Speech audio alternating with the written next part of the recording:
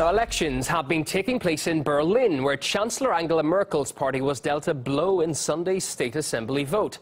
It's the first time that right-wing and anti-immigrant party Alternative for Germany, or AfD, have won seats in the German capital.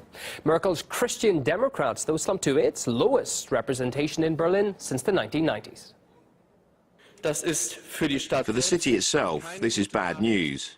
It is a concern that those who are back to having responsibility now were partially causing the problems the city is still suffering from.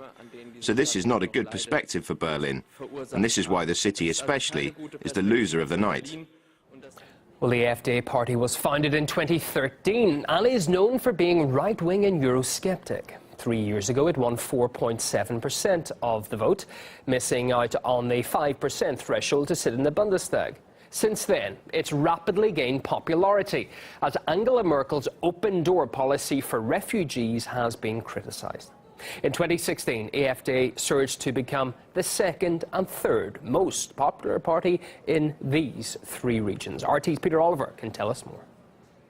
Celebrations certainly here. They were predicted around 14% in polls going into this vote, and it seems that they're all thereabouts right now. This is after 2 weeks ago they had that big result in the northern state of Mecklenburg-Western Pomerania, where they actually beat Angela Merkel's Christian Democrats in the local election there. All the more important as that was Angela Merkel's home state. Not as emphatic a result here in Berlin. To talk more about this, I'm joined by a member of AfD's federal board, Hampir. Paul, how do you take this result this evening?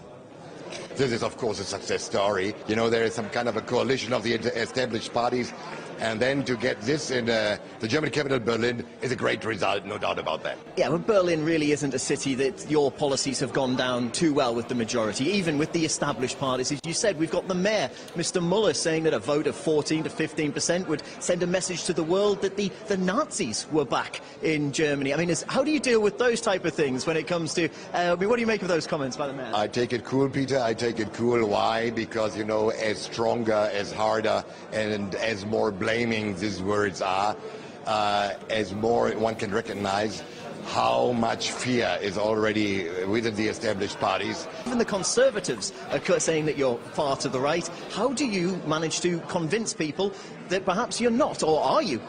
Well, it's a question of definition, you know. Believe me, we are the same people who have been voting for the CDU in the 80s and 90s or in the beginning 2000s, and now they vote for the AfD and not for the CDU anymore. Conservative parties will establish themselves, like the AfD is the one. Actually, one has just to read our program and he will recognize that we are far from right extreme positions. You know, it is used by our political competitors. Frankly, we have the problem of refugees in Germany, no doubt about that. We have a euro problem, and we don't know how the euro crisis will come out. But we have so many other topics. If it's traffic, if it's internal security, if it's defense, foreign policy, and so on, economics, financially, that you can grab wherever you want. You recognize one thing.